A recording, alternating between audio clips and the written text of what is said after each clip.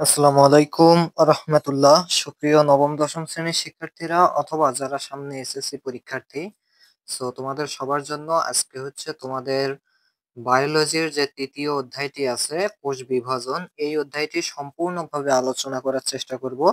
আজকের এই ক্লাসটা করার পর আমি তোমাদেরকে গ্যারান্টি দিচ্ছি এবং চ্যালেঞ্জ করতেছি যে তোমরা এই পুরো অধ্যায় নিয়ে সম্পূর্ণভাবে ক্লিয়ার হয়ে যাবে। অর্থাৎ এই অধ্যায়ে যে বিষয়গুলো কঠিন আছে, সহজ আছে, সবগুলো বিষয়ই কিন্তু তোমরা ভালোভাবে বুঝতে পারবে। ওকে, অনেকের কাছে এই কোষ বিভাজন অধ্যায়টা অনেক কঠিন লাগে, কিন্তু আজকের ক্লাসটা আমি অনুরোধ করব প্রথম থেকে শেষ পর্যন্ত দেখো। আমি তোমাদেরকে চ্যালেঞ্জ দিচ্ছি যে কোষ বিভাজন অধ্যায়টা তোমাদের সম্পূর্ণরূপে ক্লিয়ার হয়ে যাবে। তাহলে আমরা দেরি না করে শুরু করতেছি। আচ্ছা, কোষ বিভাজন এই অধ্যায়টা শুরু করব। এই অধ্যায়ে বেশি কিছু কনসেপ্ট নেই, জাস্ট দুইটা বিষয় আছে। একটা হচ্ছে মাইটোসিস কোষ বিভাজন এবং একটা হচ্ছে মিওসিস বা মায়োসিস কোষ বিভাজন। এই দুইটা বিষয় জানলেই কিন্তু পুরোপুরি অধ্যায়টা কভার হয়ে যাবে। আর তোমরা কিন্তু জানো তোমাদের বায়োলজির প্রত্যেকটা চ্যাপ্টারের উপর ভিডিও আছে এবং দিয়েছি। তোমরা অবশ্যই যদি ডেসক্রিপশন বক্স চেক করো, সেখানে তোমরা বায়োলজির প্রত্যেকটি অধ্যায়ের প্লেলিস্ট লিংক পাবে, তোমরা যেটা খুশি সেটা দেখে নেবে। ওকে, আমরা তাহলে এই কোষ বিভাজন অধ্যায়টা পুরোপুরি ভাবে এখন শুরু করব।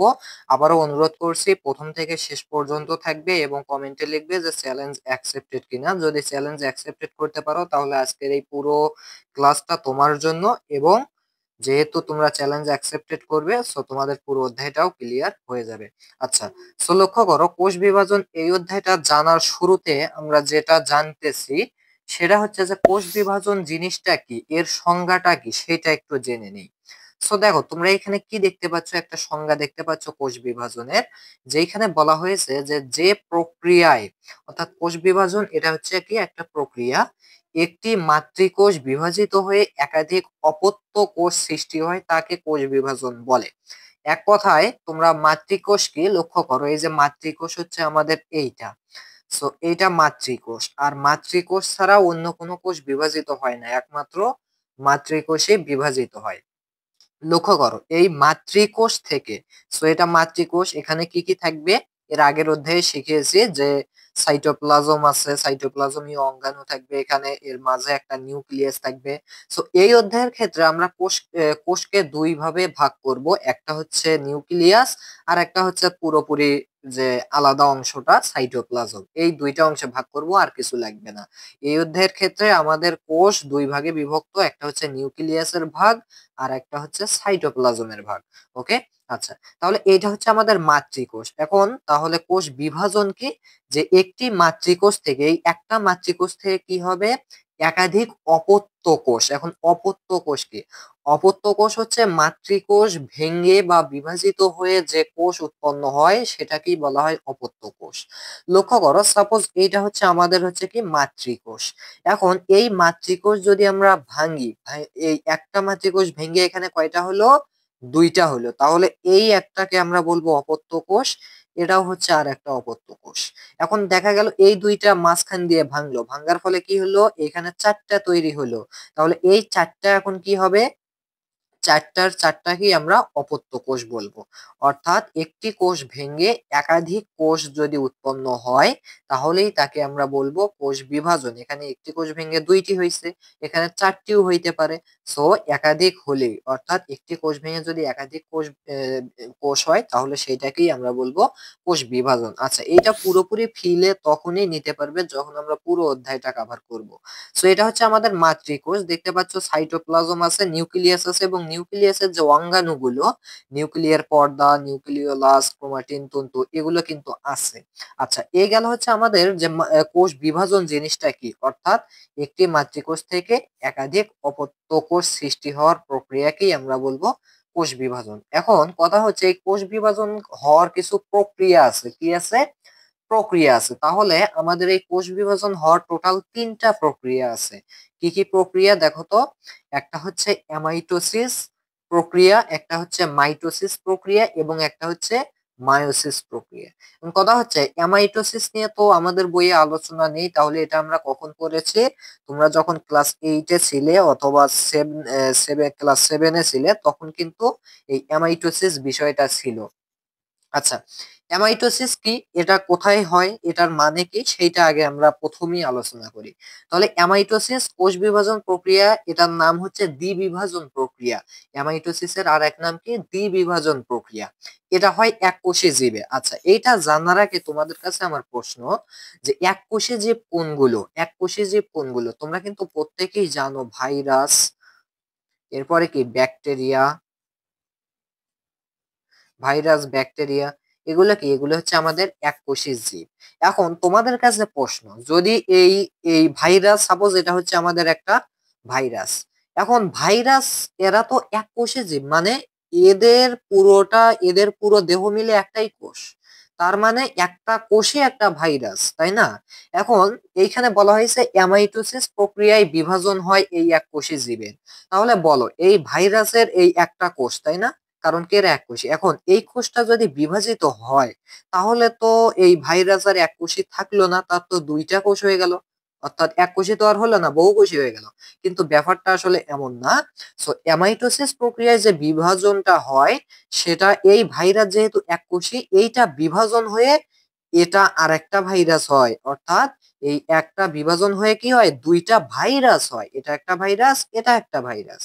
একটা বিভাজন হয়ে একটা ভাইরাসই থাকে না, একটা বিভাজন হয়ে দুইটা, মানে আমি যদি ভাইরাসকে প্রাণী বলি, তাহলে একটা প্রাণী বিভাজিত হয়ে দুইটা প্রাণী হয়, এটা হচ্ছে আমাদের অ্যামাইটোসিস।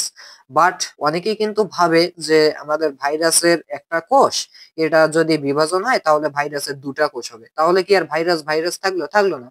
ভাইরাস যেহেতু এককোষী জীব, তাহলে দুইটা কোষ হলে তো সে আর এককোষী থাকলো না।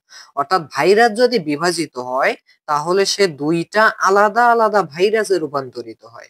ওকে, আচ্ছা।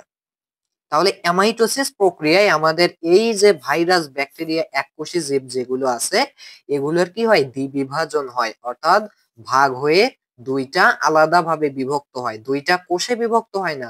যদি ভাইরাস বিভক্ত হয়, তাহলে দুইটা ভাইরাসে বিভক্ত হয়, দুইটা থেকে চারটা ভাইরাসে বিভক্ত হয়। ব্যাকটেরিয়া বিভক্ত হলে একটা ব্যাকটেরিয়া থেকে দুইটা ব্যাকটেরিয়া হয়, কখনোই একটা ব্যাকটেরিয়ার দুইটা সেল হয় না। ওকে, আচ্ছা। তাহলে এইটা হচ্ছে আমাদের অ্যামাইটোসিস প্রক্রিয়া। এটা নিয়ে তোমরা পরবর্তীতে যে কোনো সময় জানতে পারবে। সো আমাদের যে বিষয়গুলো, মেইন যে বিষয় দুইটি জানার এই অধ্যায়ে, সেটা হচ্ছে আমাদের মাইটোসিস কোষ বিভাজন এবং একটা হচ্ছে কি মায়োসিস কোষ বিভাজন। এখন আমরা জানবো তাহলে মাইটোসিস কোষ বিভাজন, এইটা সম্বন্ধে একটু তোমাদেরকে ধারণা নিতে হবে। আচ্ছা, প্রথম কথা, মাইটোসিস কোষ বিভাজন কাকে বলা হয়? সো লক্ষ্য করো, মাইটোসিস কোষ বিভাজন কাকে বলে। অনেক বড় সংজ্ঞা, বাট বুঝলে কিন্তু একেবারে সহজ জিনিস। তো লক্ষ্য করো, মাইটোসিস কি, যে কোষ বিভাজন প্রক্রিয়ায়, তাহলে এই মাইটোসিস এটা হচ্ছে কি একটা কোষ বিভাজন প্রক্রিয়া। সো এই কোষ বিভাজন প্রক্রিয়ায় কি হয়, একটা মাতৃকোষ বিভাজিত হয়ে, সো এইখানে তোমরা একটা মাতৃকোষ দেখতে পাচ্ছ, বাট এইভাবে না দিয়ে জাস্ট আমি এইখানে তোমাদের বোঝার সুবিধার্থে ধরে নাও যে এইটা হচ্ছে আমাদের কি একটা মাতৃকোষ। সো এই একটা মাতৃকোষ কি হয়, বিভাজিত হয়ে কি হবে, এটা ভাগ হয়ে কি হবে, সমগুণ সম্পন্ন। অর্থাৎ এই মাতৃকোষটার যে গুণ, এই মাতৃকোষের যে গুণ, যে এর মধ্যে নিউক্লিয়াস আছে, সাইটোপ্লাজমীয় অঙ্গাণু, এইগুলো এইগুলো আছে, এই যে গুণ, এই সমগুণ সম্পন্ন এবং সম আকৃতির, এটা গোলাকার। এখানেও যে যেগুলো তৈরি হবে সেগুলো গোলাকার। দুটি অপত্য কোষের সৃষ্টি হয়, অর্থাৎ একটা মাতৃকোষ বিভাজিত হয়ে কি হয়, দুটি অপত্য কোষের সৃষ্টি হয়। এবং এই অপত্য কোষ দুটি কেমন, মাতৃকোষের মতোই দেখতে এবং সমগুণ সম্পন্ন, সম আকৃতির। মাতৃকোষও ছিল গোলীয়, এরাও কি গোলাকার। তাহলে এখানে কি বলা হয়েছে, মাইটোসিস হচ্ছে কি, এই প্রক্রিয়ায় মাতৃকোষ বিভাজিত হয়ে সমগুণ সম্পন্ন, সম আকৃতির দুটি অপত্য কোষের সৃষ্টি হয়। অপত্য কি জিনিস, অর্থাৎ মাতৃকোষ থেকে যেগুলো সৃষ্টি হয় সেগুলোকে প্রাথমিক অবস্থায় কি বলা হয় বলতো, অপত্য কোষ বলা হয়। কিন্তু এরা যখন আবার বড় হবে, তখন তো এদের মধ্যে ভাগ হবে, তখন এরা আবার মাতৃকোষ হয়ে যাবে। এদের যে সন্তানগুলো হবে, সো এখানে আমি সেলকে সন্তান হিসেবে বিবেচনা করতেছি, দেখো এদের যে সন্তানগুলো হবে সেগুলো আবার কি হবে, অপত্য কোষ হবে। তো সেই অপত্য কোষগুলো আবার যখন সেগুলো আবার যখন বিভাজিত হবে তখন তার আবার মাতৃকোষ তাদেরকে বলা হবে। এটাই হচ্ছে ব্যাপার। ওকে। আচ্ছা। সো এই যে সম আকৃতির এবং সমগুণ সম্পন্ন দুইটা অপত্য কোষ সৃষ্টি হয়, কখনোই চারটা নয়, ছয়টা নয়। মাইটোসিস প্রক্রিয়ায় একটা মাতৃকোষ ভেঙে দুইটা অপত্য কোষে পরিণত হবে এবং সেগুলো সমগুণ সম্পন্ন, সম আকৃতির। এবং যে মেইন ব্যাপারটা সেটা হচ্ছে অপত্য কোষের ক্রোমোজোম সংখ্যা। ক্রোমোজোম কোথায় থাকে? নিউক্লিয়াসের ভিতরে কি থাকে? ক্রোমোজোম থাকে। সো অপত্য কোষের ক্রোমোজোম সংখ্যা মাতৃকোষের ক্রোমোজোম সংখ্যার সমান হয়। মেইন জিনিস হচ্ছে এটা। সাপোজ মাতৃকোষে তোমার চারটা ক্রোমোজোম আছে, ধরে নাও মাতৃকোষে চারটা ক্রোমোজোম আছে, তাহলে অপত্য কোষেও কয়টা ক্রোমোজোম থাকবে? এটাতেও চারটা থাকবে, এটাতেও চারটা থাকবে। তবেই তাকে আমরা বলবো হচ্ছে মাইটোসিস, কোষ বিভাজন। তাহলে এক কথায় আমরা বলতে পারি যেটা, সেটা হচ্ছে, আরেকবার লক্ষ্য করো, এটা হচ্ছে আমাদের মাতৃকোষ। এখানে আছে নিউক্লিয়াস এবং নিউক্লিয়াসের ভিতরে ধরো চারটা কি আছে বলো? ক্রোমোজোম আছে। সো এই আমাদের মাতৃকোষটা ভেঙে বা বিভাজিত হয়ে দুইটা অপত্য কোষ সৃষ্টি হবে, যার মধ্যে এই অপত্য কোষেও যে ক্রোমোজোম সংখ্যা চারটি থাকবে এবং প্রতিটাতেই চারটি করেই ক্রোমোজোম থাকবে। তাহলে এইটাকে আমরা বলবো মাইটোসিস প্রক্রিয়া। আমরা এখন এই চিত্রের সাহায্যে কিভাবে ব্যাখ্যা দেব? যে একটা মাতৃকোষ হতে, বা প্রথম অবস্থায় এইভাবে বলবো যে যে কোষ বিভাজন প্রক্রিয়ায় একটি মাতৃকোষ বিভাজিত হয়ে দুটি অপত্য কোষের সৃষ্টি করে, কিন্তু অপত্য কোষগুলো সমগুণ সম্পন্ন, অর্থাৎ মাতৃকোষের মতোই তাদের গুণ এবং তাদের কি আকৃতিও একই, এবং অপত্য কোষের ক্রোমোজোম সংখ্যা মাতৃকোষের ক্রোমোজোম সংখ্যার সমান, এইটাকে বলবো আমরা মাইটোসিস, কোষ বিভাজন। এখনো ক্লিয়ার না হলেও কোনো সমস্যা নাই, এই পুরো বিভাজনটা আমরা এখন দেখে নেব। আমাদের যে মাইটোসিসের যে কোষ বিভাজনটা কিভাবে হয় তখন বুঝতে পারবে। তাহলে এটা হচ্ছে আমাদের মাইটোসিস, কোষ বিভাজন। আমরা কিন্তু একটু আগেই লক্ষ্য করেছিলাম যে কোষ বিভাজনের তিনটা ধাপ, বা তিনটা প্রক্রিয়া। একটা অ্যামাইটোসিস যেটা হয় এককোষী জীবে, যে আর একটা হয় মাইটোসিস যেটা হয় কোথায়? আমাদের বহুকোষী জীবে। মায়োসিস এটাও বহুকোষী জীবেই হয়ে থাকে। আচ্ছা, এখন তাহলে আমরা কোথায় যাব? এই মাইটোসিস নিয়ে যেহেতু আলোচনা করতেছি, প্রথমত আমরা মাইটোসিসের যে সংজ্ঞাটা সেইটা দেখে নিলাম। এখন আমরা চলে যাচ্ছি হচ্ছে মাইটোসিস, কোষ বিভাজনের ধাপ। বাট সেখানে চলে যাওয়ার আগে আমি এই মুহূর্তে বলতে চাই যে আমাদের কোষ বিভাজন হওয়া কেন প্রয়োজন, বা আমরা কি কোষ বিভাজন হলে তা দেখতে পারি? হ্যাঁ, দেখতে পারি। কেমন করে? আচ্ছা, সেজন্য তোমাকে কি করতে হবে? হাত বা কোনো জায়গায় কাটতে হবে। সো তুমি যদি কাটো, দেখবা 5-6 দিন পরে কিন্তু তোমার ওই জায়গাটা কি হয়ে গেছে? আবার সমান হয়ে গেছে। কেন হলো? কারণ ওইখানে যতগুলো মাতৃকোষ ছিল সেগুলো কি হচ্ছে? বারবার বিভাজিত হয়ে হয়ে ওই গ্যাপটা পূরণ করতেছে। ওকে। আচ্ছা, এজন্যই আমাদের কোষ বিভাজনটা হয়ে থাকে। আবার কোষ বিভাজন হওয়ার মাধ্যমে কি হচ্ছে? আমাদের যে অঙ্গ প্রত্যঙ্গ এগুলো কিন্তু বৃদ্ধি পাচ্ছে, অথবা আমাদের দেহ গঠন হচ্ছে। আমরা কি প্রথমেই কি আমরা এত বড় ছিলাম? ছিলাম না। প্রথমে আমরা একটা কোষ থেকে উৎপন্ন হয়েছে, যেটাকে বলা হয় জাইগোট। এটা নিয়ে বিস্তারিত আলোচনা আছে দ্বিতীয় অধ্যায়, প্লিজ ওটা দেখে নিবা। সো এই একটা কোষ থেকে আমাদের বিভাজন হতে হতে হতে হতে কিন্তু আমরা এত বড় হয়েছি। এবং একটা ধারণা করা হয়, তোমরা যদি দ্বিতীয় অধ্যায়ের ওই ভিডিওটা দেখো, যে প্রত্যেকটা মানুষের, প্রত্যেকটা প্রাপ্তবয়স্ক মানুষের ট্রিলিয়ন ট্রিলিয়ন সংখ্যক কোষ থাকে দেহে। কত কোষ থাকে? ট্রিলিয়ন ট্রিলিয়ন সংখ্যক। ওকে। সো তোমরা কি করবা? দ্বিতীয় অধ্যায়ের ক্লাসটা এর জন্য দেখে নিবা, কোষ সম্বন্ধে ভালোভাবে কিছু রহস্যজনক ঘটনা জানার জন্য। আচ্ছা, এখন লক্ষ্য করো, আমাদের এই যে মাইটোসিসের তো সংজ্ঞাটা গেল, এখন কথা হচ্ছে মাইটোসিসের যে ধাপ আছে সেইটা নিয়ে কথা বলি। অনেকেই বলে মাইটোসিসের ধাপ 5টি, এবং সঙ্গে সঙ্গে বলে দেয় কি কি, যে prophase, prometaphase, metaphase, anaphase, telophase. কিন্তু আসলে না, মাইটোসিসের ধাপ হচ্ছে কয়টি? 2টি। মাইটোসিসের ধাপ কয়টি? 2টি। আচ্ছা, সো 2টি কেমন করে হলে সেটা আগে তোমাদেরকে বর্ণনা দিই। আচ্ছা, সো অলওয়েজ মনে রাখবা মাতৃকোষ কি হয়? বিভাজিত হয়। এখন বলো, এই মাতৃকোষের, আমি কিন্তু এই অধ্যায়ের ক্ষেত্রে বলেছি তুমি ধরে নাও কোষের দুইটা অঙ্গ, একটা হচ্ছে আমাদের কি ক্যারিয়ন, বা এইটাকে বলা হয় হচ্ছে কি নিউক্লিয়াস, এবং আরেকটা হচ্ছে সাইটোপ্লাজম। তাহলে তুমি ধরে নাও এই দুইটা অংশ কোষের, এবং এই কোষটা যদি এখন দুই ভাগে ভাগ হতে চায়, যেহেতু আমাদের মাইটোসিসে কি হয়? একটা কোষ দুইটা কোষে পরিণত হয়। তাহলে এইটাকে যদি আমি ২ ভাগে ভাগ করতে চাই আমাকে কি, কি করতে হবে? প্রথমত আমাকে এই নিউক্লিয়াসের একটা বিভাজন করতে হবে। এর পরবর্তীতে আমাদের সাইটোপ্লাজমের একটা বিভাজন করতে হবে। তাহলে কি হবে? তাহলে ২ টা কিন্তু অপত্য কোষ সৃষ্টি হবে। সো এজন্যই আমাদের মাইটোসিস কোষ বিভাজনের ধাপ ২ টি। প্রথমত হচ্ছে ক্যারিওকাইনেসিস, যেটাকে বলা হয় নিউক্লিয়াসের বিভাজন, অর্থাৎ এই নিউক্লিয়াসটা আগে বিভাজিত হয়ে ২ ভাগ হবে। এরপরে সাইটোকাইনেসিস বা যেটাকে বলা হয় সাইটোপ্লাজমের বিভাজন। অলওয়েজ মনে রাখবা ক্যারিয়ন বা ক্যারিও মানেই হচ্ছে নিউক্লিয়াস। তাহলে ক্যারিওকাইনেসিস মানে নিউক্লিয়াসের বিভাজন। আর সাইটো মানে সাইটোপ্লাজমের কথা বলতেছে। সাইটোকাইনেসিস মানে সাইটোপ্লাজমের বিভাজন। তাহলে প্রথম অবস্থায় ক্যারিওকাইনেসিস বা এই নিউক্লিয়াসের বিভাজন ঘটবে, দেন দ্বিতীয় অবস্থায় আমাদের সাইটোপ্লাজমের বিভাজন ঘটবে। আবারও বলতেছি এই অধ্যায়ের ক্ষেত্রে ধরে নাও কোষের ২ টা অঙ্গ, একটা হচ্ছে আমাদের কি ক্যারিয়ন আর একটা হচ্ছে সাইটোপ্লাজম। আচ্ছা, তাহলে দেখো আমরা জানলাম যে মাইটোসিস কোষ বিভাজনের ধাপ হচ্ছে ২ টা, ক্যারিওকাইনেসিস, সাইটোকাইনেসিস। এখন আমরা দেখে নেব কিভাবে এগুলো কাজ করে। বাট এই যে ক্যারিওকাইনেসিস অথবা এই যে নিউক্লিয়াসের যে বিভাজনটা, এইটা হওয়ার কিছু ধাপ আছে। এই নিউক্লিয়াসের বিভাজনটা হতে ৫ টা ধাপ আছে। অর্থাৎ আমাদের সাইটোকাইনেসিস অর্থাৎ সাইটোপ্লাজম একবারই বিভাজিত হয়, কিন্তু নিউক্লিয়াসটা যে প্রথম অবস্থায় বিভাজিত হবে সেইটা হওয়ার ৫ টা ধাপ আছে।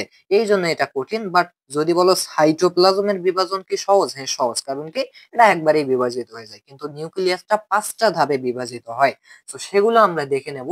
আর এইখানে আমি মেইন যে কথাটা বলবো সেটা হচ্ছে তুমি এই ৫ টা ধাপের যে বর্ণনাগুলো এগুলো তুমি বিভিন্ন বইয়ে বিভিন্ন রকম দেখতে পারবে। কেন দেখতে পারবে বিভিন্ন রকম?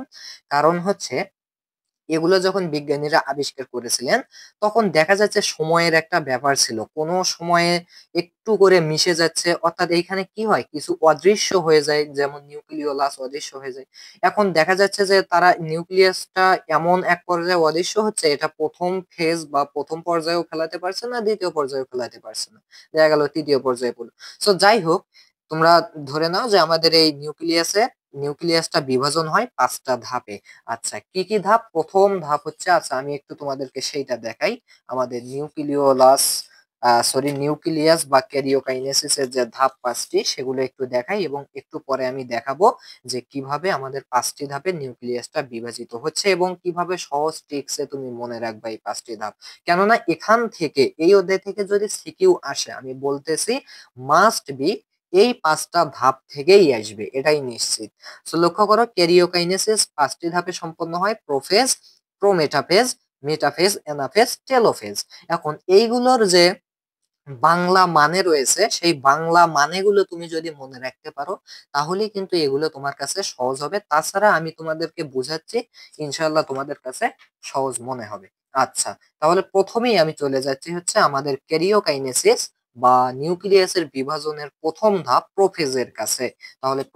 তাহলে আমরা নিয়ে আসি আমাদের প্রোফেজ ধাপে কি কি হচ্ছে।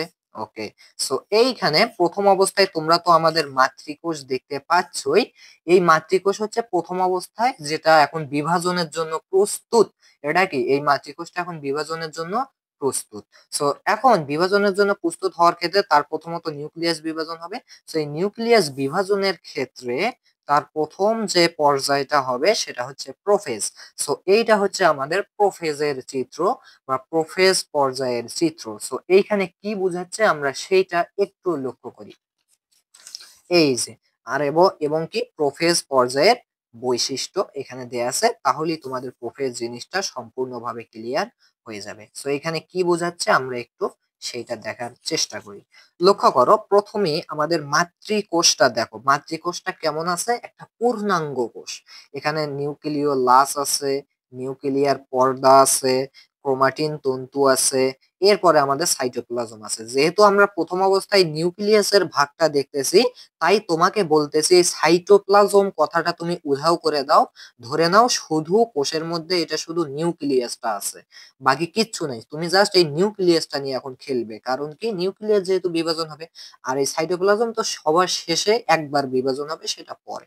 সো নিউক্লিয়াস যেহেতু বিভাজন হবে তুমি জাস্ট ধরে নাও নিউক্লিয়াস এইখানে। তাহলে নিউক্লিয়াসের পর্দা আছে, নিউক্লিওলাস আছে এবং নিউক্লিয়াসের ভিতরে ক্রোমাটিন তন্তু আছে। শেষ, এটা হচ্ছে আমাদের মাতৃকোষ। এটা এখন কি প্রস্তুত, এটা কোষ বিভাজন হওয়ার জন্য প্রস্তুত। আচ্ছা, এখন লক্ষ্য করো, এই নিউক্লিয়াসটা বিভাজন হওয়ার প্রথম ধাপ হচ্ছে প্রোফেজ। এই প্রোফেজে কি হচ্ছে, এই যে এইখানে তোমাদের যে ক্রোমাটিন তন্তুগুলো দেখতে পাচ্ছ না, সো এই ক্রোমাটিন তন্তু আর এইখানে ক্রোমাটিন তন্তুর মধ্যে কি পার্থক্য দেখতে পাচ্ছ? অবশ্যই দেখতে পাচ্ছ। কি পার্থক্য? এখানে কিন্তু ক্রোমাটিন তন্তুগুলো কেমন করেছিল বলো তো? আচ্ছা, এইটা তোমাদেরকে আমি একটু হালকা করে বোঝাই, যেটা তোমাদের বুঝলে এই পুরো অধ্যায়টা সহজ লাগবে। সেটা হচ্ছে আমাদের এই তিনটা জিনিস, একটা হচ্ছে ক্রোমাটিন তন্তু, ক্রোমাটিন তন্তু।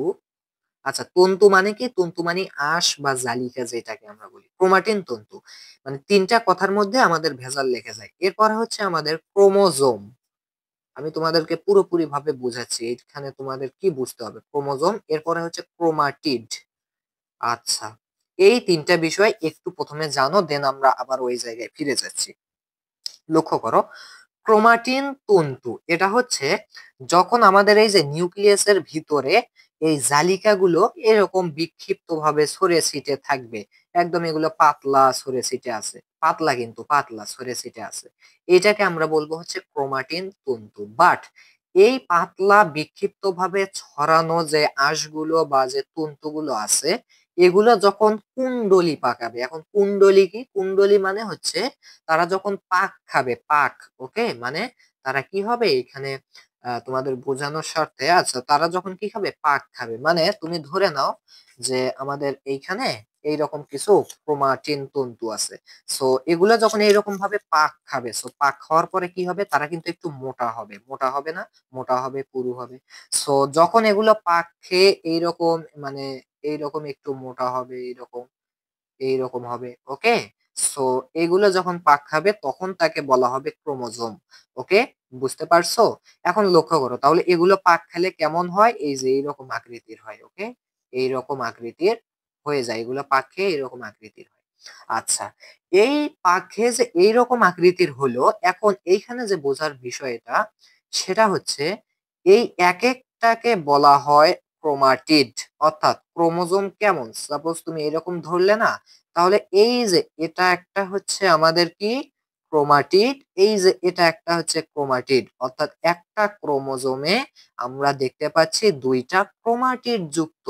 তাহলে ক্রোমাটিড জিনিসটা বুঝতে পারছো? ক্রোমাটিন তন্তু এটা প্রথম অবস্থায় হচ্ছে আমাদের সুতা ধরতে পারো। আর ক্রোমোজোম কি? ক্রোমোজোম হচ্ছে এই সুতাগুলো পাক খেয়ে যখন এইরকম সিস্টেম হয়। আর ক্রোমাটিড হচ্ছে এই ক্রোমোজোমে যে এই পাকগুলো, এই এক একটা পাককে আমরা বলবো হচ্ছে ক্রোমাটিড। তাহলে এই ক্রোমোজোমটাতে আমাদের দুইটা ক্রোমাটিড আছে, এটা একটা, এটা একটা, ওকে। আচ্ছা, এখন লক্ষ্য করো আমাদের এই জায়গায় কি হয়েছে। এই যে আমাদের যে ক্রোমাটিন তন্তুগুলো আছে, এগুলো কিন্তু পাক খেয়ে এইরকম হয়েছে, হয়েছে কিনা বলো? এইরকম হয়েছে। তাহলে এগুলোকে আমরা এখন বলবো ক্রোমোজোম। এখানে আমি ক্রোমাটিড লিখেছি, লেখা যাবে। ক্রোমাটিড আমরা কোনটাকে বোঝাই? পাক খেয়ে এই যে এটা একটা আর এটা একটা, সো এই একটাকে আমরা বোঝাবো ক্রোমাটিড। সো এইখানে প্রথম অবস্থায় আমরা এটাকে ক্রোমোজোমই বোঝানোই ভালো হবে। ক্রোমো জোম, এটাই তোমরা প্রথম অবস্থায় বোঝো আমাদের প্রোফেজ ধাপে। তাহলে কি হইলো? আমাদের এই যে ক্রোমাটিন তন্তুগুলো আছে, এগুলো সংকুচিত হয়ে, মানে কি, পাক খেয়ে ক্রোমোজোমে পরিণত হয় আমাদের প্রোফেজ ধাপে। তার আগে জানতে হবে প্রোফেজ মানে কি। প্রোফেজ মানে হচ্ছে প্রথম পর্যায়।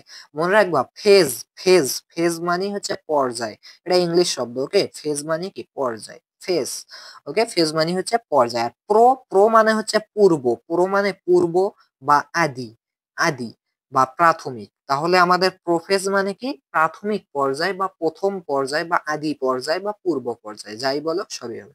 তাহলে প্রোফেজ হচ্ছে আমাদের প্রথম পর্যায়, প্রোফেজ মানে প্রথম পর্যায়। তাহলে লক্ষ্য করো, এই পর্যায়ে কি হয়? এই যে নিউক্লিয়াসের ভিতরে ক্রোমাটিন গুলো সংকুচিত হয়ে ক্রোমোজোমে পরিণত হয়। আর কি হয়? নিউক্লিয়াস আকারে বড় থাকে। এই ধাপে নিউক্লিয়াস মোটামুটি এরকম বড়ই থেকে যায়। আর হচ্ছে এই যে নিউক্লিওলাস, এখানেও নিউক্লিওলাস আছে, এখানেও নিউক্লিওলাস আছে। তাহলে এই পর্যায়ে জাস্ট পার্থক্য কোনটা হলো? পার্থক্য একটাই হলো, সেটা হচ্ছে এই যে ক্রোমাটিন গুলো সংকুচিত হয়ে ক্রোমোজোমে পরিণত হয়। বাট এই ক্ষেত্রে শেষের দিকে, প্রোফেজ ধাপের শেষের দিকে দেখা যায় আমাদের মাতৃকোষে যে নিউক্লিয়াসটা ছিল, এই নিউক্লিয়াসটা হালকা একটু মিশে যাওয়ার মতো হচ্ছে আর কি, হালকা একটু মিশে যাওয়ার, তাই না? তাই দেখতে পাচ্ছ, একটু মিশে যাওয়ার মতো হচ্ছে। আর হ্যাঁ, এই যে ক্রোমোজোম আছে না, এই ক্রোমোজোমের যে যেখানে আমাদের এই রকম একটা ফোঁটা দেওয়া, এইটাকে বলা হয় হচ্ছে সেন্ট্রোমিয়ার। এই সেন্ট্রোমিয়ারের মাধ্যমে কি হয়, এই যে দুইটা ক্রোমোজোম কিন্তু যুক্ত হয়। ব্যাপারটা কি বুঝতে পারছো? এরকম দুইটা ক্রোমোজোম কেমনে যুক্ত হয়, এই মাঝের সেন্ট্রোমিয়ারের কারণে। তাহলে এইটাকে বলা হয় হচ্ছে সেন্ট্রোমিয়ার। এটা হচ্ছে আমাদের টোটালি প্রোফেজ ধাপ। তাহলে তোমাকে যদি বলা হয় এইরকম একটা চিত্র, পরীক্ষায় সিকিউয়ে এইরকমই থাকে, এইরকম একটা চিত্র দিয়ে বলবে, এখানে প্রোফেজ লেখা থাকবে না, বলবে যে এই চিত্রটা কোষ বিভাজনের, নিউক্লিয়াস বিভাজনের যে পর্যায়কে নির্দেশ করতেছে সেই পর্যায়ের বর্ণনা দাও। এখন তুমি তো যদি এটা না পড়ো, তুমি যদি না জানো, তাহলে তো তুমি বর্ণনা দিতে পারবে না। তাহলে তোমাকে বর্ণনা দিতে গেলে কি হবে, তোমার প্রথমে আগে দেখতে হবে, আরে এখানে তো আমাদের কি হয়েছে, আমাদের এখানে কোষ এইরকম কি আছে, নিউক্লিয়া আছে, পর্দা আছে, তারপরে নিউক্লিয় লাসও আছে, বাট শুধু আমাদের ক্রোমাটিন থেকে এগুলো ক্রোমোজোম আছে, তার মানে এটা প্রোফেজ ধাপকে নির্দেশ করতেছে। তখন তুমি সমানে প্রোফেজ ধাপের কি করবা, বর্ণনাগুলো দিবা। কিভাবে দিবা, যে প্রোফেজ ধাপ হচ্ছে কি আমাদের নিউক্লিয়াস বিভাজনের প্রথম ধাপ। এ ধাপে আমাদের ক্রোমাটিন তন্তুগুলো কুণ্ডলিত হয়ে বা কুণ্ডলী পেকে অথবা সংকুচিত হয়ে কি হয়, ক্রোমোজোমে পরিণত হয়। এবং এই ক্রোমোজোম গুলো সাধারণত সেন্ট্রোমিয়ারের মাধ্যমে যুক্ত হয়। এবং তুমি বলবা যে এই এই পর্যায়ে আমাদের নিউক্লিয়াসটা বড়ই থাকে, এবং বড়ই মানে কি, নিউক্লিয়াসটা আকারে বড় হয়। এবং এই পর্যায়ে আমাদের নিউক্লিওলাস, এই পর্যায়ে শেষের দিকে নিউক্লিওলাসটা একটু মুছে যাওয়ার মতো লাগে, এবং আমাদের নিউক্লিয়ার পর্দাটা এই পর্যায়ে একদম সচ্ছলই থাকে, বাট তবুও একটু মুছে যাওয়ার মতো হয়, অর্থাৎ এই নিউক্লিয়ার পর্দা, আচ্ছা সেটা লেখার দরকার নেই, জাস্ট এগুলো লিখেই হবে। সেজন্যই যেহেতু এই পর্যায়ের বর্ণনা কম, তাই জন্য কিন্তু এটা পরীক্ষায়ও আসে না, কেননা এখান থেকে বর্ণনা জাস্ট দুইটা, এটা দিয়ে কোনো লাভ হবে না। সো এইটা গেল হচ্ছে আমাদের নিউক্লিয়াস বিভাজনের প্রথম ধাপ। ওকে, আমাদের কি গেল, নিউক্লিয়াস বিভাজনের ফার্স্ট ফেজ। এখন লক্ষ্য করব আমরা নিউক্লিয়াস বিভাজনের দ্বিতীয় ধাপ। ওকে, আচ্ছা লক্ষ্য করো, নিউক্লিয়াস বিভাজনের দ্বিতীয় ধাপের নাম হচ্ছে প্রোমেটাফেজ। কি নাম, আমার সাথে সাথে বলো, প্রোমেটাফেজ। এখন এই ফেজে বা এই পর্যায়ে কি হয়, জাস্ট একটু খেয়াল করো। দেখো, প্রত্যেকটা ফেজ বা প্রত্যেকটা পর্যায়ে জানার আগে তার আগের পর্যায়টা দেখতে হবে, দেন এটার সাথে পরের ফেজ বা পরের পর্যায়ের কম্পেয়ার করলেই বুঝতে পারা যাবে যে কি কি আমাদের বৈশিষ্ট্য পাওয়া যাচ্ছে। এখন কথা হচ্ছে, প্রথম যে কথা সেটা হচ্ছে প্রো মেটাফেজ মানে কি। একটু আগেই বলেছি, প্রো মানে পূর্ব, প্রো মানে পূর্ব। মেটাফেজ মানে কি, মেটা মানে হচ্ছে মধ্য, মেটা মানে হচ্ছে কি মধ্য, আর ফেজ মানে হচ্ছে পর্যায়। তাহলে আমি এই প্রো মেটাফেজকে বলতে পারি যে মধ্য পর্যায়ের পূর্বের পর্যায়, অর্থাৎ মাঝের যে পর্যায় আছে তার আগের পর্যায়। দেখো, মধ্য ধাপের আগের ধাপ। সো মধ্য ধাপ কোনটা, মেটাফেজ, ওটা হচ্ছে আমাদের মধ্য ধাপ। তাহলে মধ্য ধাপের আগের ধাপ হবে প্রোমেটাফেজ। ওকে, আচ্ছা। সো প্রোমেটাফেজ মানে কি, মধ্য ধাপের আগের ধাপ। সো এই ধাপে কি হয়, দেখো, প্রথম অবস্থায় প্রোমেটাফেজে কি হয়, যে প্রথমে প্রোটিনের সমন্বয়ে তন্তুময় স্পিন্ডল যন্ত্রের সৃষ্টি হয়। এখানে কি আমাদের কোনো স্পিন্ডল যন্ত্র ছিল, ছিল না। বাট এই প্রোমেটাফেজ ধাপে এসে আমাদের এই যে এইরকম স্পিন্ডল যন্ত্রর কি হয়, সৃষ্টি হয়। স্পিন্ডল যন্ত্র এগুলোকে বলা হয়। এবং এই স্পিন্ডল যন্ত্রের মধ্যে কি আছে, এই যে এগুলো এক একটাকে বলা হয় স্পিন্ডল তন্তু। তন্তু মানে কি, জালিকা।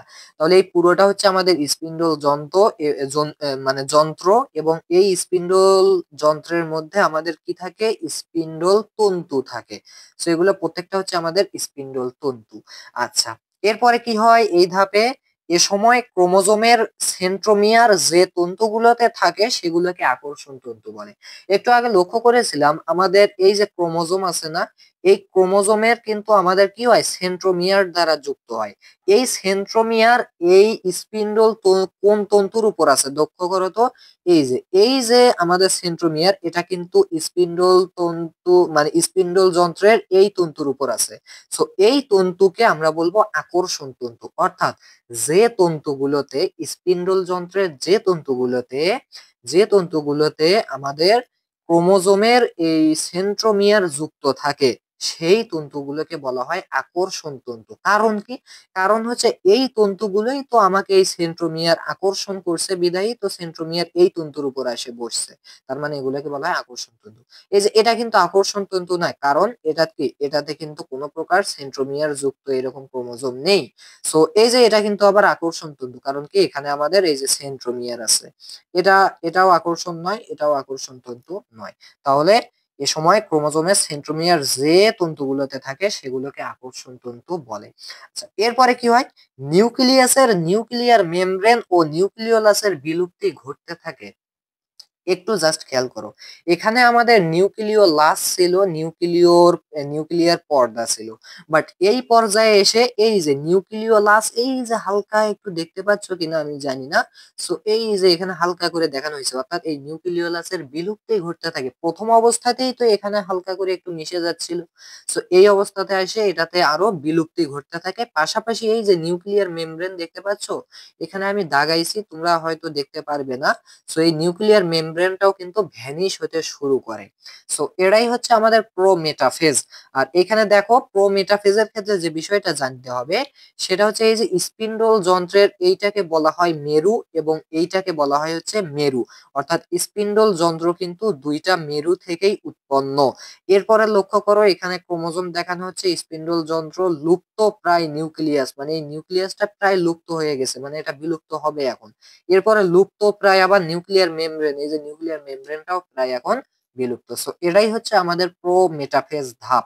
এখন আমরা চলে যাব হচ্ছে নিউক্লিয়াস বিভাজনের পরবর্তী ধাপে। ওকে, আচ্ছা, তাহলে পরবর্তী ধাপ কি তোমরাই বলো। যেহেতু আমরা জানলাম প্রো মেটাফেজ অর্থাৎ মেটাফেজের আগের ধাপ, তাহলে এখন আমরা জানবো মেটাফেজ অর্থাৎ মধ্য ধাপ সম্বন্ধে। সো লক্ষ্য করো, এরা হচ্ছে আমাদের কি মধ্য ধাপ। সো মেটাফেজ মানে মধ্য ধাপ। এখন আমরা জানতেছি যে মেটাফেজ এই পর্যায়ে এসে কি হয় বা মধ্য ধাপে কি হয়। সো মনে রাখার যে টেকনিকটা সেটা হচ্ছে মেটাফেজ মানে কি মধ্য ধাপ। মনে রাখবা এই মধ্য ধাপে যে আমাদের ক্রোমোজোম গুলো আছে এগুলো মাঝখানে অবস্থান করে শেষ। এইভাবে তুমি মনে রাখবা যে মেটাফেজ মানে মধ্যধাপ, আর এই মধ্যধাপের কাজ হচ্ছে যে মাঝখানে অবস্থান করা। ক্রোমোজোম গুলো এই যে মাঝখানে অবস্থান করতেছে। এখন লক্ষ্য করো, আমি বৈশিষ্ট্যগুলো বলি। দেখো, আচ্ছা একটু দেখো, আমি যেটা বুঝাচ্ছি সেটা হচ্ছে এইখানে আমাদের স্পিন্ডল যন্ত্র এরকম গোলাকার গোলাকার ছিল, বাট এখানে আমি এইরকম কি কেন নিয়েছি সেটা হচ্ছে এই যে আমরা মাঝখানটা ভালোভাবে তোমাদের বোঝানোর স্বার্থে আমরা কিন্তু এটা এইভাবে নিয়েছি যাতে মাঝখানটা বোঝানো যায়। অপরদিকে এখানে কিন্তু মাঝখানটা গোলের ক্ষেত্রে কি হয়, সমস্যা হয়, বাট এই রকম ত্রিভুজের বা চতুর্ভুজের ক্ষেত্রে কিন্তু এইরকম বোঝাতে সুবিধা হয়। আচ্ছা লক্ষ্য করো, প্রথমে আমাদের মেটাফেজ মানে মধ্য পর্যায়ে প্রথমে যে বৈশিষ্ট্যটা সেটা হচ্ছে নিউক্লিয়ার মেমব্রেন এবং নিউক্লিওলাস সম্পূর্ণ বিলুপ্ত হয়ে যায়। তাহলে এই ধাপেই দেখছিলাম নিউক্লিওলাস আর নিউক্লিয়ার মেমব্রেন লুপ্ত প্রায়, আর এই ধাপে এসে সম্পূর্ণভাবে নিউক্লিয়ার মেমব্রেন এবং নিউক্লিওলাস লুপ্ত হয়ে যায় বা বিলুপ্ত হয়ে যায়। ওকে, আচ্ছা, এরপরে দেখো ক্রোমোজোম গুলি, এই যে আমাদের যে ক্রোমোজোম গুলি ছিল এগুলো কিন্তু এই পর্যায়ে কোথায় ছিল, বিভিন্ন তন্তুতে ছিল, স্পিন্ডল তন্তুতে ছিল। বাট এইবার কি হয়েছে, ক্রোমোজোম গুলি স্পিন্ডল যন্ত্রের বিষুবীয় অঞ্চলে, বিষুবীয় অঞ্চল মানে কি মাঝখানে, অর্থাৎ দুই মেরুর মাঝখানকে বলা হয় বিষুবীয় অঞ্চল। সো এটাও মেরু, এটাও মেরু, এই মেরুর মাঝখান অঞ্চল হচ্ছে এই যে এটাকে বলা হয় বিষুবীয় অঞ্চল। তাহলে এই ক্রোমোজোম গুলো কি করে, বিষুবীয় অঞ্চলে বা দুই মেরুর মাঝখানে অবস্থান করে, এই যে অবস্থান করছে।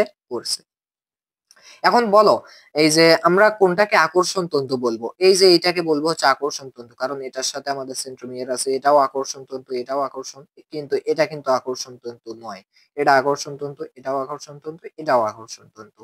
ওকে, আর আকর্ষণ তন্তুর আরেক নাম হচ্ছে ক্রোমোজোমাল তন্তু। ক্রোমোজোমাল তন্তু কারণ কি, কারণ এগুলোতে ক্রোমোজোম বসে থাকে, যার কারণে এগুলোকে ক্রোমোজোমাল তন্তু বলা হয়। আচ্ছা, এরপরে লক্ষ্য করো, সো এই পর্যায়ে মেটাফেজ পর্যায়ে আমাদের কি, আমাদের ক্রোমোজোম গুলো মাঝখানে অবস্থান করে।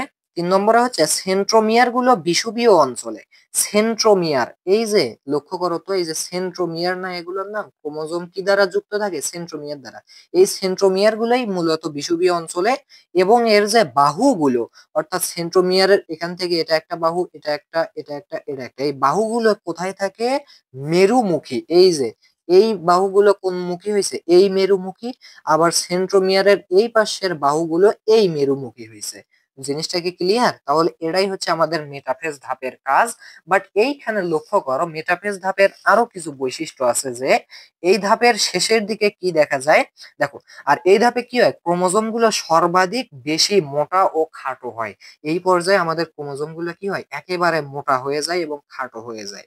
ওকে, খাটো এবং মোটা হয়। আচ্ছা, এর ধাপে আর কি হয়, প্রতিটি ক্রোমোজোমের ক্রোমাটিড দুটি, একটু আগে প্রথমেই শিখেছি যে ক্রোমোজোমের ক্রোমাটিড দুটিকে কি বলা হয়, মানে একটা ক্রোমোজোমের যে দুইটা অংশ, একটাকে আমরা ক্রোমাটিড বলবো, অপরটাকে ক্রোমাটিড বলবো। এই ক্রোমোজোমের ক্রোমাটিড দুটি পরস্পর থেকে বিচ্ছিন্ন হতে শুরু করে, মানে এই মেটাফেজ ধাপের শেষের দিকে দেখা যায় যে আমাদের এই যে ক্রোমোজোম গুলো আছে যারা বিষুবীয় অঞ্চলে অবস্থান করতেছে, এদের যে আমাদের কি এটাকে বলা হয় হচ্ছে যেটা আমরা দেখলাম, এদেরকে বলা হয় কি সেন্ট্রোমিয়ার, তাই না? কারণ এই সেন্ট্রোমিয়ার দ্বারা এইরকম যুক্ত থাকে, এইরকম কি সেন্ট্রোমিয়ার দ্বারা যুক্ত হয়। সো এইখানে মেটাফেজ ধাপের শেষের দিকে এই সেন্ট্রোমিয়ারটা দুই ভাগে ভাগ হয়, যার ফলে কি হয়, এদিকে একটা ক্রোমাটিড গেল, এই যে এইদিকের এই ক্রোমাটিডটা এবং এই দিকের এই ক্রোমাটিডটা, তাহলে যার কারণে ক্রোমাটিড দুটি কি হয়, পরস্পর থেকে আলাদা হয়।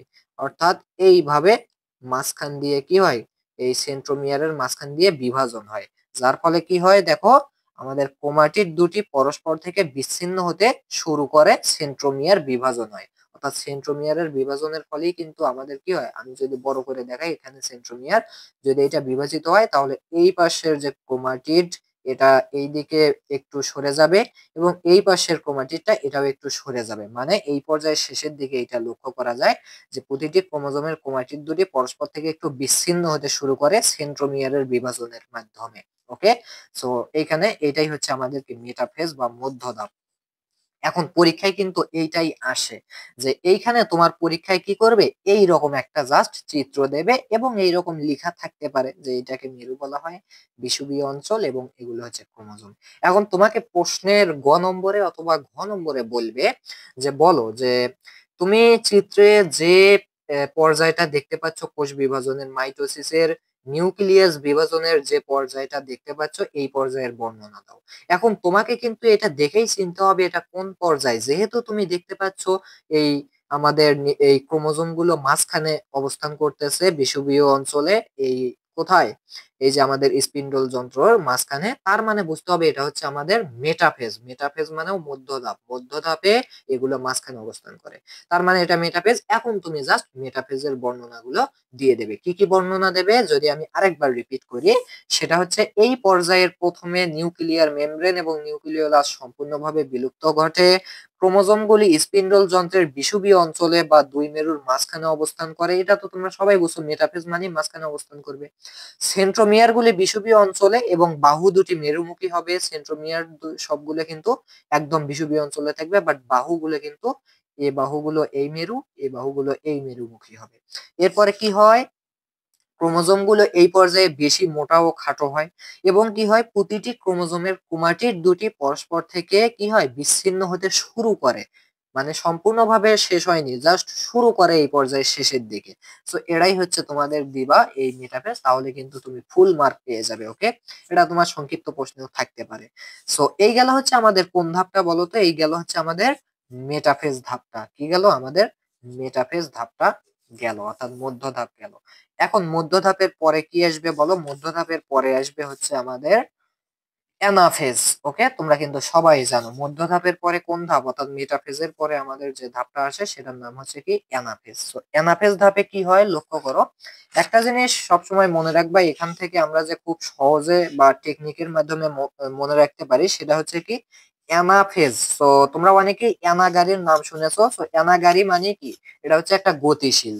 তাহলে এইখানে অ্যানাফেজ মানে হচ্ছে কি গতি পর্যায়। তো এইভাবে তোমরা মনে রাখবে যে অ্যানাফেজ মানে, ফেজ মানে যেহেতু পর্যায়, অ্যানা মানে গতি, তাহলে গতি পর্যায়, গতি পর্যায় অ্যানা, ওই যে অ্যানা অ্যানা এন্টারপ্রাইজ নামটা তোমরা শোনোনি? সো এটা কি করে, এটা হচ্ছে কিন্তু আমাদের যেহেতু বাস চলে অর্থাৎ গতিশীল, তাহলে এইটাও হচ্ছে গতি পর্যায়। সো এই গতি পর্যায়ে কি হয়, একটু আগে মেটাফেজে দেখেছিলাম আমাদের এই ক্রোমোজোম গুলি দুই ভাগে বিভক্ত হয়, আর অ্যানাফেজে কি হয়, এই ক্রোমোজোম গুলি দুই দিকে গতিশীল হয়, দুই মেরুর দিকে কি হয়, গতিশীল হয়। অর্থাৎ এইটাকে বলবো আমরা অ্যানাফেজ বা গতি পর্যায়। এই নাম শুনেই তুমি কিন্তু বুঝতে পারবা অ্যানাফেজ মানে কি, গতি পর্যায়। গতি পর্যায়ে কি হয়, ক্রোমোজোম গুলো গতিশীল হয়, কোন দিকে, মেরুমুখী হয়। ওকে, আচ্ছা, এখন লক্ষ্য করো এগুলোর বৈশিষ্ট্যগুলো আমি একটু তোমাদেরকে বোঝাই। ওকে, আচ্ছা, প্রথম যে অ্যানাফেজ মানে গতি পর্যায়, প্রথম যে বিষয়টা সেটা হচ্ছে কি, ক্রোমোজোম বিভাজিত হওয়ার পর অর্থাৎ এখানে ক্রোমোজোম বিভাজিত কিন্তু এই পর্যায়ে হয়েছে শেষের দিকে, হওয়ার পর কি হবে, দুটি ক্রোমাটিডে পরিণত হয়। বলো ক্রোমাটিড কি, একটু আগেই দেখিয়েছি, যদি এরকম হয় সেন্ট্রোমিয়ার দ্বারা যুক্ত হয়, এটা আলাদা একটা ক্রোমাটিড হবে, এটা আলাদা একটা ক্রোমাটিড হবে। সো দুইটা ক্রোমাটিড সেন্ট্রোমিয়ারের মাধ্যমে যুক্ত হয়, আর এই পুরোটাকে আমরা তখন বলবো ক্রোমোজোম। ওকে, আচ্ছা, তাহলে লক্ষ্য করো ক্রোমোজোম বিভাজিত হওয়ার পর দুটি ক্রোমাটিডে পরিণত হয়। সো যখন এটা বিভাজিত হবে ক্রোমোজোমটা, তখন এটা একটা ক্রোমাটিডে পরিণত, এটা একটা ক্রোমাটিডে পরিণত হবে, তাহলে দুটি ক্রোমাটিডে পরিণত হয়। এই ক্রোমাটিডকে অপত্য ক্রোমোজোম বলা হয়। সো যেহেতু এই পুরোটা হচ্ছে আমাদের ক্রোমোজোম, তাহলে ক্রোমোজোম ভেঙে যখন দুইটা হলো, কোষ ভেঙে যদি দুইটা হলে তাকে যেমন অপত্য কোষ বলা হয়, ঠিক তেমনি ক্রোমোজোম ভেঙে দুইটা ক্রোমাটিড হলে এই ক্রোমাটিড গুলোকে আমরা অপত্য ক্রোমোজোম বলতে পারি না, পারি। তাহলে এই সবগুলো হচ্ছে আমাদের অপত্য ক্রোমোজোম। এখন লক্ষ্য করো এই ক্রোমাটিডকে অপত্য ক্রোমোজোম বলা হয়, দেন কি হয়, অপত্য ক্রোমোজোম গুলো মেরুর দিকে গতিশীল হয়। এই যে দেখো এইটা হচ্ছে আমাদের অপত্য ক্রোমোজোম, এটাও অপত্য ক্রোমোজোম, এখানে ভাগ হয়েছে, ভাগ হওয়ার পর এই অপত্য ক্রোমোজোম গুলো এটা যাচ্ছে এই মেরুর দিকে, আবার এই পাশে যে আরো একটা আমাদের অপত্য ক্রোমোজোম বা ক্রোমাটিড ছিল সেটা যাচ্ছে এই মেরুর দিকে। তাহলে এগুলো কি হয় বলতো, এগুলো হচ্ছে কিন্তু মেরুর দিকে গতিশীল হয়, এবং সেন্ট্রোমিয়ার অগ্রগামী এবং বাহুদ্বয় অনুগামী। কি বুঝাচ্ছে, এই যে সেন্ট্রোমিয়ারটা সে কিন্তু অগ্রগামী, এই আমাদের যে এটাকে মেরুর দিকে যেতে সেন্ট্রোমিয়ার কিন্তু আগে আগে যাচ্ছে মেরুর দিকে, এবং তার যে বাহুগুলো আছে সেগুলো কিন্তু কি, সেগুলো কিন্তু পিছনে আছে। আগে এই সেন্ট্রোমিয়ারটা মেরুর দিকে যাবে, দেন তার বাহুগুলো কোথায় যাবে, অনুগামী, বাহুগুলো হচ্ছে অনুগামী, আর এই সেন্ট্রোমিয়ারটা অগ্রগামী। ঠিক একই ভাবে এটার ক্ষেত্রেও এই সেন্ট্রোমিয়ারটা আগে এই কোথায় যাবে, এটাকে কি বলা হয় আমার মনে থাকতেছে না, মেরু বলা হয়। সো এই সেন্ট্রোমিয়ারটা আগে এই মেরুতে যাবে, আর এটা হচ্ছে অনুগামী, এটা হচ্ছে অগ্রগামী মানে আগে যাবে, আর এটা হচ্ছে অনুগামী মানে এইটাকে অনুসরণ করে যাবে। ওকে, আচ্ছা, তাহলে এইটা হচ্ছে অ্যানাফেজ পর্যায়ে। দেন আমাদের কি হবে, সেন্ট্রোমিয়ারের অবস্থান অনুযায়ী ক্রোমোজোম গুলো ভিএল জেআই এর মতো কি হয়, আকারের হয়। সো লক্ষ্য করো এই সেন্ট্রোমিয়ারের অবস্থান অনুযায়ী এটা কিন্তু ভি আকারের রয়েছে, এটা আবার কি হয়েছে, কিছুটা ভি আকারের হয়েছে, এটা আবার কিছুটা এল আকারের হয়েছে, এটা আবার কিছুটা জে আকারের হয়েছে, কিছুটা কোনোটা আবার আই আকারের হবে। সো এই সেন্ট্রোমিয়ারের অবস্থানের ভিত্তিতেই এটা হয়। কেমন করে, লক্ষ্য করো সাপোজ এইরকম কোন ক্রোমাটিড মানে ক্রোমাটিড আছে, যে এইরকম, সো এইরকম যদি এইখানে সেন্ট্রোমিয়ারটা থাকে তাহলে কি বোঝাচ্ছে, এটা একটা এল এর মতো হয়েছে না। এবার যদি এইরকম হয় তাহলে এইখানে সেন্ট্রোমিয়ার থাকলে এটা ভি এর মতো হয়েছে না। তাহলে এই সেন্ট্রোমিয়ারের ভিত্তিতেই ক্রোমোজোম বা ক্রোমাটিড গুলো কি হয়, ক্রোমাটিড গুলো কিন্তু ভি এল জে আই, ইংরেজি বর্ণমালার ভি এল জে আই এগুলোর মতো হয়। এখন এই জিনিসটা একটু মনে রাখবা, যে যদি ভি আকৃতির হয় আমাদের এই অপত্য ক্রোমোজোম বা ক্রোমাটিড, তাহলে সেটাকে আমরা বলবো মেটাসেন্ট্রিক। কেন মেটাসেন্ট্রিক, মেটা মানে হচ্ছে মধ্য, অর্থাৎ এখানের যে সেন্ট্রিকটা বা সেন্ট্রিক মানে কি, সেন্ট্রিক মানে বোঝাচ্ছে সেন্ট্রোমিয়ার, এই ভি আকৃতির সেন্ট্রোমিয়ারটা একদম কিন্তু মাঝখানে থাকে, এটা এবং এটার মাঝখানে। সো এই জন্য এটাকে বলা হয় মেটাসেন্ট্রিক। এবার যদি আমাদের এই অপত্য ক্রোমোজোম বা ক্রোমাটিডটা এল আকৃতির হয়, তাহলে সেটাকে বলা হয় সাব মেটাসেন্ট্রিক। ওকে, সাব মেটাসেন্ট্রিক। তাহলে সাব মেটাসেন্ট্রিক কেন, কারণ এটাও মধ্যখানেই থাকে বাট একটু নিচে, এই যে এইখানে থাকবে। ওকে, তাহলে এল আকারের হলে তাকে বলবো সাব মেটাসেন্ট্রিক। এবার যদি জে আকারের আমাদের কি হয়, ক্রোমাটিড হয়, তাহলে আমরা বলবো অ্যাক্রোসেন্ট্রিক, এবং যদি আই আকারের ক্রোমাটিড হয় তাহলে আমরা বলবো টেলোসেন্ট্রিক। সো টেলো ওই যে মানে তো তোমরা সবাই জানো, একদম শীর্ষে অবস্থান করবে, টেলো টেলো টেলো। ওকে, আচ্ছা, সো মেটাফেজ আমি কি তোমাদের এইটা কি পড়াচ্ছি? মেটাফেজ পড়াচ্ছি, হ্যাঁ। আচ্ছা, টেলোফেজ একটু পরেই যাচ্ছে। সো যদি আই আকৃতির হয় তাহলে এটাকে বলা হয় টেলোফেজ, ওকে, সরি, টেলোসেন্ট্রিক। তাহলে ভি আকৃতির ক্রোমাটিডকে মেটাসেন্ট্রিক, এল আকৃতির ক্রোমাটিডকে সাবমেটাসেন্ট্রিক, জে আকৃতির ক্রোমাটিডকে অ্যাক্রোসেন্ট্রিক, আই আকৃতির ক্রোমাটিডকে টেলোসেন্ট্রিক বলা হয়। সো এটাই হচ্ছে কি আমাদের অ্যানাফেজের বৈশিষ্ট্য। দেন আরো কিছু বৈশিষ্ট্য হচ্ছে বা শেষ বৈশিষ্ট্য হচ্ছে এর শেষের দিকে ক্রোমোজোম মেরুতে অবস্থান করে এবং লম্বা হতে থাকে। অর্থাৎ এর শেষের দিকে কি হয়, যেহেতু এগুলো আগে গতিশীল হয় শেষ পর্যন্ত এরা একদম মেরুতে অবস্থান করে, এই সবগুলো একদম মেরুতে পৌঁছে যায় এবং কি হয়, লম্বা হতে শুরু করে। এখন লম্বা তাহলে কেমনে হবে? সো এরা তো খাটো থাকে, এখানে কি, এখানে এই পর্যায়ে প্রথম অবস্থায় কিন্তু একদম এরকম খাটো থাকে, ওকে। আচ্ছা, একটু লক্ষ্য করো, তাহলে এরা লম্বা কেমন করে হবে? কারণ এই যে ক্রোমোজোম, এগুলো কি দ্বারা তৈরি হয়েছিল? ক্রোমাটিন তন্তু দ্বারা। আর যখনই লম্বা হবে তার মানে হচ্ছে এরা ক্রোমোজোম কেমনে হয়েছে, ওই ক্রোমাটিন তন্তুগুলো এই কুণ্ডলি পাকিয়ে। এখন তাহলে ওরা কি করবে, এই মেরুতে গিয়ে কুণ্ডলীগুলো আস্তে আস্তে খুলতে থাকবে। যখনই কুণ্ডলীগুলো আস্তে আস্তে খুলতে থাকবে তাহলে সেগুলো আবার ক্রোমাটিন তন্তুতে রূপান্তরিত হতে থাকবে, তাই না ব্যাপারটা? তাহলে এই জন্যই কিন্তু তারা লম্বা হয়। যখন তুমি এইভাবে কুণ্ডলী পাকে রাখবে আর যখন কুণ্ডলী খুলে দেবে কি হবে, অবশ্যই কুণ্ডলী খুলে দিলে লম্বা হতে থাকবে।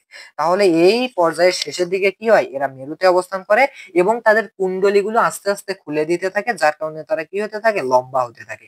এরপরে স্পিন্ডল তন্ত্র অদৃশ্য হতে শুরু করে। এইখানে আবার কি হয়, এই যে আমাদের স্পিন্ডল তন্তু বা স্পিন্ডল যে যন্ত্রের যে ফাইবার বা তন্তুগুলো, এগুলো কিন্তু এই যে দেখতে পাচ্ছ কিনা, এগুলো অদৃশ্য হতে শুরু করে, ওকে। এগুলো কি হতে শুরু করে, অদৃশ্য হতে শুরু করে। আচ্ছা, এরপরে আমাদের সর্বশেষ পর্যায় টেলোফেজ। এই পর্যায়ে দেখি আমাদের কি হয়। তাহলে একটু লক্ষ্য করো, টেলোফেজ, টেলোফেজ মানে কি? টেলো মানে হচ্ছে শেষ, তাহলে টেলোফেজ মানে হচ্ছে শেষ পর্যায়ে। সো এই পর্যায়ে কি হয়, একটু লক্ষ্য করো, আমাদের যে ক্রোমোজোম গুলি আছে এগুলো কি করে, ক্রোমাটিন, সরি এটা তো মেটাফেজ গেছে অনেক আগে। সো দেখো টেলোফেজের যে চিত্রটা সেটা হচ্ছে কি আমাদের এই যে এটা হচ্ছে আমাদের টেলোফেজ। দেখো, টেলোফেজ পর্যায়ে কি হয়, ক্রোমোজোম গুলি ক্রোমাটিন তন্তুতে পরিণত হয়ে যায়, অর্থাৎ তারা একদম কুণ্ডলী ছেড়ে দেয়, যার কারণে তারা আবার ক্রোমোজোম থেকে ক্রোমাটিডেই ফিরে আসে। সো এখানেও তারা ক্রোমোজোম থেকে ক্রোমাটিড হয়ে যাবে, এখানেও তারা ক্রোমোজোম থেকে ক্রোমাটিড হয়ে যাবে। তাহলে ক্রোমাটিন তন্তুতে পরিণত হয়। দেন কি হয়, নিউক্লিয়ার মেমব্রেন ও নিউক্লিওলাস পুনরায় সৃষ্টি হয় বা পুনরায় আবির্ভাব ঘটে। একটা রহস্যজনক কথা। এইখানে কি হয় দেখো, ওই যে প্রথম অবস্থাতে আমাদের কিন্তু নিউক্লিওলাস আর নিউক্লিয়ার পর্দাটা বিলুপ্ত হয়েছিল, মনে আছে? এখন আবার শেষের পর্যায়ে এসে নিউক্লিওলাস আবার আবির্ভাব ঘটে, নিউক্লিয় পর্দারও আবার আবির্ভাব ঘটে। যখনই ঘটলো তখনই আমরা দেখতে পাচ্ছি আরে নিউক্লিয়ার পর্দাও আছে, নিউক্লিওলাসও আছে, ক্রোমাটিন তন্তু, অর্থাৎ একটা পুরো নিউক্লিয়াস হলো। ঠিক একই ভাবে এখানেও নিউক্লিয়ার পর্দা আসছে, নিউক্লিওলাস আসছে, ক্রোমাটিন তন্তু আসছে, এটাও একটা নিউক্লিয়াস হয়ে গেল। অর্থাৎ নিউক্লিয়াসের বিভাজন শেষ, নিউক্লিয়াস একটা থেকে দুইটা হয়ে গেল। তাহলে এই টেলোফেজ পর্যায়ে কি হয়, মেমব্রেন এবং নিউক্লিওলাসের পুনরায় সৃষ্টি হয়, ফলে দুই মেরুতে অপত্য নিউক্লিয়াস হয়। অপত্য কি, অর্থাৎ একটা থেকে যখন আরেকটা তৈরি হয় সেটাকেই বলা হয় অপত্য। সো এখানে একটা নিউক্লিয়াস ছিল, সেটা ভেঙে দুইটা হয়েছে, এই দুইটাকে এখন বলবো অপত্য নিউক্লিয়াস।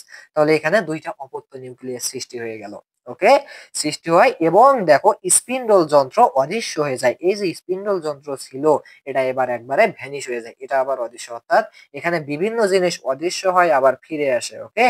তো এখানে স্পিন্ডল যন্ত্র এবার আবার কি হয়, অদৃশ্য হয়ে যায়। ফলে কি হলো, জাস্ট এই একটা কোষে থাকলো, কোষের মধ্যে জাস্ট দুইটা নিউক্লিয়াস হয়ে গেল। কিন্তু এটাই ছিল হচ্ছে নিউক্লিয়াসের বিভাজন, এইভাবে এই পাঁচটা ধাপে নিউক্লিয়াস বিভাজিত হয়ে দুইটা হইছে। এখন তো কোষ তো একটা, নিউক্লিয়াস দুইটা, এখন কোষ কি মানবে একা থাকতে? মানবে না। তখন এই কোষ বলবে না, আমরা এখন বিভাজিত হব। অর্থাৎ তারা এখন কি করবে, সাইটোকাইনেসিস করবে, অথবা এই সাইটোপ্লাজমের এখন বিভাজন ঘটবে। সো এ পর্যায়ে কি হবে, সাইটোপ্লাজমে উপস্থিত অঙ্গাণুগুলোর সমবিভাজন হয়। অর্থাৎ সাইটোপ্লাজমে এখানে মাইটোকন্ড্রিয়া আছে, গোলজি বডি আছে। সো সবগুলোর কি হবে, এইদিকে অর্ধেক যাবে, এইদিকে অর্ধেক গিয়ে তারা পুরোপুরি ভাবে দুইটি এইভাবে ভাগ হয়ে যাবে, দুইটি কোষে ভাগ হয়ে যাবে, দুইটি, তখন তাকে বলবো অপত্য কোষ, ওকে। তাহলে সাইটোকাইনেসিসে কি হয়, জাস্ট এই আমাদের যে যে আমাদের সাইটোপ্লাজম আছে এই সাইটোপ্লাজমটা বিভাজিত হয়ে যায়। ওকে, সো সাইটোপ্লাজমটা বিভাজিত হয়ে আমাদের টোটাল দুইটা কোষে রূপান্তরিত হয় এবং দুইটাই এখন পূর্ণাঙ্গ কোষ। দেখো এটাও যে কোষ, এখানেও নিউক্লিয়াস আছে, সবকিছু আছে, এখানেও নিউক্লিয়াস সবকিছু আছে, জাস্ট একটু ছোট হয়, পরবর্তীতে এগুলো আবার বড় হয়। ওকে, আচ্ছা, তাহলে দুটি অপত্য কোষের সৃষ্টি হয়, এখানে দুইটা কি হলো অপত্য কোষের সৃষ্টি হয়। এটাই হচ্ছে এক কথায় আমাদের এই সাইটোকাইনেসিস এবং আমাদের নিউক্লিয়াসের পাঁচ ধাপের বিভাজন, এই সবগুলো মিলে হচ্ছে মাইটোসিস কোষ বিভাজন। অর্থাৎ মাইটোসিস কোষ বিভাজনে আমরা প্রথমে যেটা খেয়াল করেছিলাম সেটা হচ্ছে কি আমাদের যে মাতৃকোষ, আমরা কি খেয়াল করেছিলাম, এই যে আমাদের হচ্ছে মাতৃকোষ, এই মাতৃকোষটা এখন ভেঙে যে এই যে দুইটা অপত্য কোষ হলো, এখন লক্ষ্য করো এই অপত্য কোষেরও নিউক্লিয়াসে কি আছে, নিউক্লিওলাস আছে, ক্রোমাটিন তন্তু আছে, আবার কি আছে নিউক্লিয়ার পর্দা। এই যে মাতৃকোষ সেখানেও কি ছিল নিউক্লিওলাস, ক্রোমাটিন তন্তু, নিউক্লিয়ার পর্দা। অর্থাৎ এটা ভেঙে যে দুইটা হলো, এটারও বৈশিষ্ট্য যা এই দুইটারও বৈশিষ্ট্য তাই হলো, জাস্ট একটা ভেঙে দুইটা হলো। সো এইটাকেই আমরা বলবো মাইটোসিস কোষ বিভাজন। তাহলে মাইটোসিস কোষ বিভাজন কি? তাহলে আমি যদি তোমাদেরকে আবারও সেই সংজ্ঞাতে ফিরে নিয়ে যেতে চাই তাহলে কি হবে বলো? তাহলে যে জিনিসটা দাঁড়াবে সেটা হচ্ছে, আমি একটু সংজ্ঞাটা তোমাদেরকে আর একবার দেখাতে চাই। সো এইখানে দেখো সংজ্ঞাটা কি, যে কোষ বিভাজন প্রক্রিয়ায় একটি মাতৃকোষ বিভাজিত হয়ে সমগুণ সম্পন্ন সম আকৃতির দুটি অপত্য কোষের সৃষ্টি হয়। তাহলে এই কোষ বিভাজন প্রক্রিয়া কি হলো, একটি মাতৃকোষ বিভাজিত হয়ে দুইটি অপত্য কোষের সৃষ্টি হলো এবং সেগুলো হচ্ছে সমগুণ সম্পন্ন সম আকৃতির, এগুলোর আকৃতিও একই হবে। এবং দেখো দুটি অপত্য কোষের সৃষ্টি হয় এবং অপত্য কোষের ক্রোমোজোম সংখ্যা মাতৃকোষের ক্রোমোজোম সংখ্যার সমান হয়। অপত্য কোষের এখানে ক্রোমোজোম যেটা বলছে, সো ক্রোমাটিন কুণ্ডলী পেকেই ক্রোমোজোম হয়, যে ক্রোমোজোম থাকবে মাতৃকোষের ক্রোমোজোমও সেটাই থাকবে। এই প্রক্রিয়াটাকেই আমরা বলবো হচ্ছে মাইটোসিস কোষ বিভাজন প্রক্রিয়া। তাহলে মাইটোসিস কোষ বিভাজন প্রক্রিয়া নিয়ে কি কারো কোনো আর সন্দেহ আছে? নেই, আশা করি নেই। ওকে, তাহলে এই ছিল হচ্ছে আমাদের মাইটোসিস কোষ বিভাজন এবং এইখানে নিউক্লিয়াসের বিভাজনের যে পাঁচটা ধাপ এই নিয়ে আলোচনা। এখন আমরা জানবো হচ্ছে আমাদের মায়োসিস কোষ বিভাজন। ওকে, সো দেখো মিয়োসিস কোষ বিভাজন এই যে ব্যাপারটা তোমাদের বইয়ে আছে, এটা কিন্তু খুব অল্প পরিমাণে আলোচনা করা হয়েছে তোমাদের বইয়ে এই মিয়োসিস কোষ বিভাজনটা। সো আমি তোমাদেরকে ট্রাই করব ভালোভাবে বোঝানোর যে মিয়োসিস কোষ বিভাজনটা আসলে কেমনে হয়। সো একটু লক্ষ্য করো মিয়োসিস কোষ বিভাজন এইখানে কি হয় বা এটা প্রয়োজনীয়তা কি সেটা জানার আগে আমরা মিয়োসিস কোষ বিভাজনটা কি সেটা জেনে নিই। দেখো কি বলা হয়েছে, যে নিউক্লিয়াস দুইবার এবং ক্রোমোজোম একবার বিভাজিত হয় আমাদের এই মিয়োসিস কোষ বিভাজন। সো এটা দ্বারা কি বোঝায় আমি তোমাদেরকে একটু বুঝাই। লক্ষ্য করো, সাপোজ তুমি ধরে নাও যে আমাদের এইটা হচ্ছে একটা মাতৃকোষ এবং এই যে মাতৃকোষটা আছে এখানে আমাদের ক্রোমোজোম সংখ্যা আছে হচ্ছে 2n বিশিষ্ট। 2n মানে কি, যাকে বলা হয় ডিপ্লয়েড কোষ। ওকে, মানে যদি 2n থাকে তাহলে তাকে বলা হয় কি ডিপ্লয়েড কোষ বা ডিপ্লয়েড সেল। আচ্ছা, এখন লক্ষ্য করো যে এই মাতৃকোষটা হচ্ছে কি আমাদের 2n বিশিষ্ট। এখন প্রথম বেলায় কি হবে, মনে রাখবা মিয়োসিস কোষ বিভাজন দুইবার ঘটে। কয়বার ঘটে বলতো? দুইবার ঘটে। একটাকে প্রথমবার যেটা ঘটে সেটাকে বলা হয় মিয়োসিস ওয়ান, সেটাকে কি বলা হয় মিয়োসিস এক বা মিয়োসিস ওয়ান। আর দুই দুই নম্বরে যে মিয়োসিস বিভাজনটা ঘটে সেইটাকে বলা হয় মিয়োসিস টু। সো একটু লক্ষ্য করো মিয়োসিস ওয়ানে কি হয়, এখানে কিন্তু বলে দিছে যে নিউক্লিয়াস দুইবার বিভাজিত হবে এবং ক্রোমোজোম একবার বিভাজিত হবে। আচ্ছা, এখানে আমি 2n না দিয়ে তোমাদের বোঝার সুবিধার্থে সাপোজ এখানে দিয়ে নিলাম যে আমাদের এখানে 4টা ক্রোমোজোম আছে। কয়টা ক্রোমোজোম বলো তো? 4টা ক্রোমোজোম। আচ্ছা, এখন যখন এটা প্রথমবার বিভক্ত হবে অর্থাৎ মিয়োসিস ওয়ান হবে তখন কি হবে একটু লক্ষ্য করো, এটা সরাসরি দুই ভাগে ভাগ হয়ে যাবে নিউক্লিয়াসটা। ওকে, তাহলে কি হবে ব্যাপারটা দাঁড়াবে এই রকম, অর্থাৎ এইখানে এসে আমাদের দুইটা ক্রোমোজোম থাকবে, আবার আরেকটা যে দুইটা যে অপত্য সেল প্রথমে উৎপন্ন হবে এই দুইটা অপত্য সেলে কি থাকবে, দুইটা দুইটা করে ক্রোমোজোম থাকবে। অর্থাৎ আমাদের মিয়োসিস একে কি হচ্ছে বলতো, এই মাতৃকোষে আমাদের কিন্তু 4টা কি ছিল ক্রোমোজোম ছিল, বাট অপত্য কোষে কিন্তু দুইটা হয়ে গেছে। কিন্তু মাইটোসিস কোষ বিভাজনে কিন্তু দেখেছিলাম মাতৃকোষে যতটা থাকে অপত্য কোষেও ততটা থাকে, বাট মিয়োসিস কোষ বিভাজনের দুইটা ধাপের প্রথম ধাপে কি হলো, জাস্ট আমাদের এই নিউক্লিয়াসটা বিভাজিত হয়ে গেল, তাই না? কিন্তু ক্রোমোজোম কিন্তু বিভাজিত হলো না, নিউক্লিয়াসটা বিভাজিত হলো, ফলে আমাদের দুইটা দুইটা করে ক্রোমোজোম থাকলো, অর্থাৎ ক্রোমোজোম এখানেও 4টা আছে, এখানেও টোটাল 4টাই ক্রোমোজোম আছে, অর্থাৎ ক্রোমোজোমের বিভাজন হয়নি। যদি বিভাজন হইতো তাহলে ক্রোমোজোম 8টা হয়ে যেত। সো জাস্ট নিউক্লিয়াসটা বিভাজিত হয়েছে, বাট ক্রোমোজোমের বিভাজন হয়নি। তাহলে মিওসিস একে কি হয় বলতো?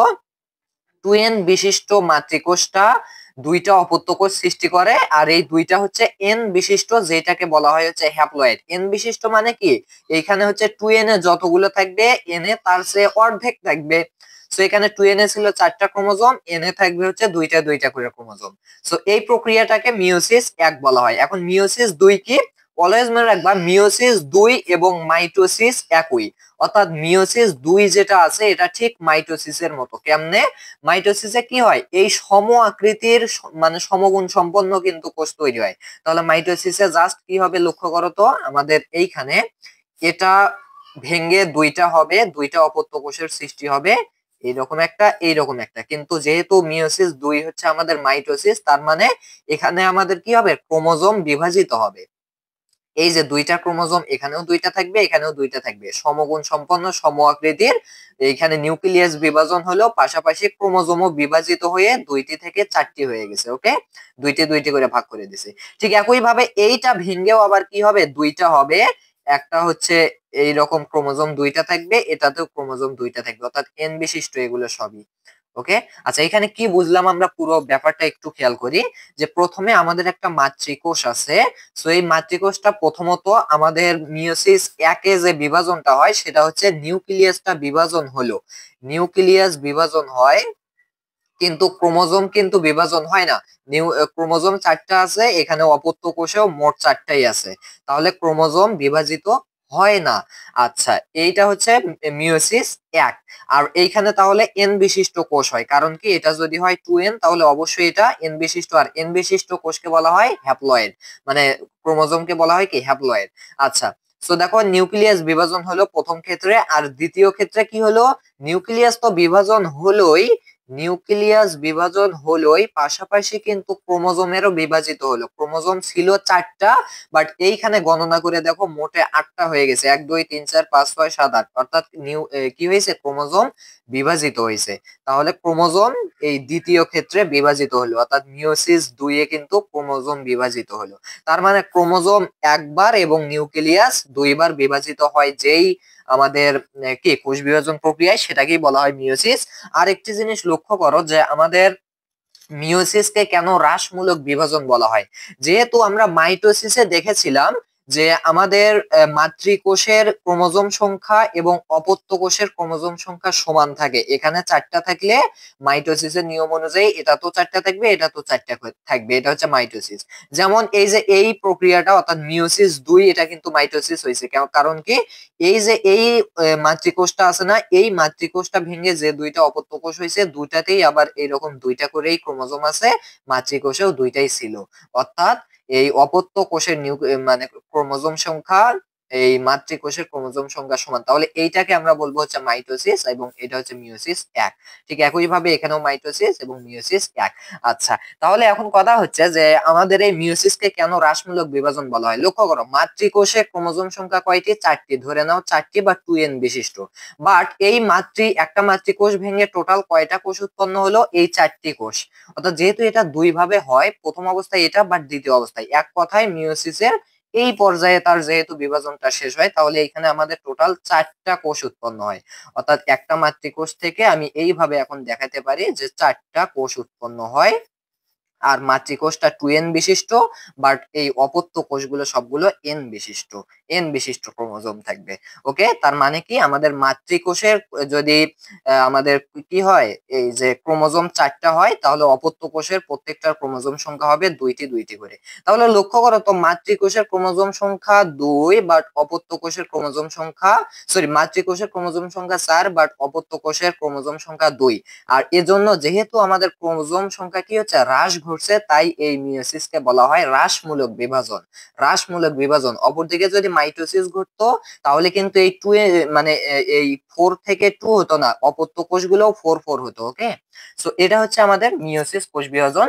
সো মিয়োসিস কোষ বিভাজনের আরো যদি কিছু বৈশিষ্ট্য বলি, যেমন হচ্ছে মিয়োসিস কোষ বিভাজন কিন্তু আমাদের কোথায় ঘটে? জনন কোষে ঘটে। ওকে, সো লক্ষ্য করো এখানে জনন মাতৃকোষ বিভাজিত হয়ে আমাদের 2n থেকে n সংখ্যক অপত্য কোষ সৃষ্টি হয়েছে। সো এগুলো হচ্ছে আমাদের সাপোজ জনন কোষ, মানে জনন কোষে যেহেতু আমাদের এই মিয়োসিস প্রক্রিয়াটা ঘটে, সো এগুলোকে জনন কোষ। তার মানে জনন কোষ কি n বিশিষ্ট, n ক্রোমোজোম সংখ্যা বিশিষ্ট কোষ, তাই না? আচ্ছা, এখন ধরে নাও এটা হচ্ছে আমাদের পুং জনন কোষ এবং এটা হচ্ছে স্ত্রী জনন কোষ। এখন তাহলে যখন যৌন জনন ঘটবে তখন বা জনন যখন ঘটবে তখন কি হবে? এইরকম একটা n সংখ্যক বিশিষ্ট পুং জনন কোষ এবং n সংখ্যক বিশিষ্ট একটা স্ত্রী জনন কোষ মিলে কি তৈরি হবে বলো? একটা জাইগোট তৈরি হবে, বা একটা জীবের প্রথম যে কোষ সেইটা তৈরি হবে। সো এন আর এন যুক্ত হয়ে আবার একটা 2n বিশিষ্ট কোষের তৈরি হবে, যেটা হচ্ছে, যেমন আমি এখানে যে উদাহরণটা দিতে চাই, যে যেমন তোমার বাবা থেকে আসছে, যে তুমি তো প্রথমে একটা কোষ ছিলে, জাইগোট ছিলে, তাই না? এই তোমার এই জাইগোটটা কিন্তু 2n সংখ্যক ক্রোমোজোম দিয়ে তৈরি ছিল। কারণ কি? দেখো, তোমার বাবার এই যে যে এন বিশিষ্ট জনন কোষ এবং তোমার মায়ের এন বিশিষ্ট, তোমার মায়ের যে এন বিশিষ্ট জনন কোষ, এই দুইটা কিন্তু যুক্ত হয়ে তোমার যে প্রথম জাইগোটটা 2n বিশিষ্ট এইটা তৈরি হয়েছে। ওকে, তার মানে লক্ষ্য করো তোমার কিন্তু, তুমি যে সৃষ্টি হয়েছো, তোমার সৃষ্টি হওয়ার পেছনে তোমার মা থেকে আসছে একটা জনন কোষ এবং তোমার বাবা থেকে আসছে আর একটা জনন কোষ। তাহলে এই জনন কোষগুলো যেহেতু এন বিশিষ্ট, তার মানে দুইটা যুক্ত হয়ে 2n হবে। তারপর তোমার এখন এই 2n বিশিষ্ট যে জাইগোটটা তৈরি হলো প্রথম কোষ, এইটা এখন মাইটোসিস প্রক্রিয়ায় বিভাজিত হয়ে কিন্তু তুমি বড় হবে। ওকে, সো লক্ষ্য করো এখানে যেটা বুঝাচ্ছি আমি, যে যদি এইরকম হতো যে সাপোজ মিয়োসিস যদি না ঘটতো, যদি শুধু মাইটোসিস ঘটতো, তাহলে কি হতো? এই জনন মাতৃকোষ ভেঙে তাহলে এখানেও 2n বিশিষ্ট তৈরি হতো। আবার এই 2n থেকে এইরকম 2n সবই 2n হয়ে যেত, তাই না? কারণ মাইটোসিসে তো সব সমান থাকে। তাহলে একটু লক্ষ্য করো, যদি 2n বিশিষ্ট হয় তাহলে এই 2n বিশিষ্ট জনন কোষ তোমার বাবার এবং তোমার মায়ের এই 2n বিশিষ্ট জনন কোষ মিলে তোমার দেহের যে প্রথম কোষটা তৈরি হয়েছিল, তাহলে সেটা কত হতো? 2n 4n কোষ হতো, তাই না? 4n বিশিষ্ট কোষ হতো। তাহলে একটু লক্ষ্য করো, আবার তোমার যখন জনন কোষ উৎপন্ন হতো তখন কি হতো? যদি মিয়োসিস না থাকতো তাহলে কি হতো বলো? তোমার থেকে অবশ্যই 4n বিশিষ্ট একটা তৈরি হতো, আবার 4n বিশিষ্ট তৈরি হতো। সো এই দুইটা যুক্ত হয়ে তোমার পরবর্তী সন্তান সন্তানের ক্রোমোজোম সংখ্যা কত হতো? প্রথম কোষেই 8n হয়ে যেত। তার মানে তার সন্তানের কত হতো? অবশ্যই 16n বিশিষ্ট হয়ে যেত। তার মানে ক্রোমোজোম সংখ্যা মানে বৃদ্ধি পেতে থাকতো যদি আমাদের মিয়োসিস কোষ বিভাজন না ঘটে। আর আর বৃদ্ধি পাইলে কি হবে? অবশ্যই সেটা ক্ষতি, পরবর্তীতে মানুষ টিকে থাকতে পারবে না, বাঁচতে পারবে না। যত তোমার বংশধর আসবে, তৈরি হবে, তত কিন্তু তারা বিপজ্জনক ভাবে মারা যাবে। ওকে, আচ্ছা, এখন লক্ষ্য করো, আর মিয়োসিস এর মাধ্যমে কি হয়? এই যে হ্রাস ঘটে, 2n থেকে n হয়ে যায়, আবার এই n থেকে n হয়ে যায় মাইটোসিসের মাধ্যমে, আর এই n আর n যুক্ত হয়ে আবারও 2n, এই 2n থেকে আবারও মিয়োসিস প্রক্রিয়ায় nn হয়। সো এইভাবে কি হয়? বংশগতিটা কিন্তু ধারাবাহিকতা মেনে চলে। বাট যদি এই এই আমাদের কি মিয়োসিস কোষ বিভাজন না ঘটতো তাহলে কিন্তু এইরকম হতো না, তাহলে শুধু বৃদ্ধিই পেতে থাকতো।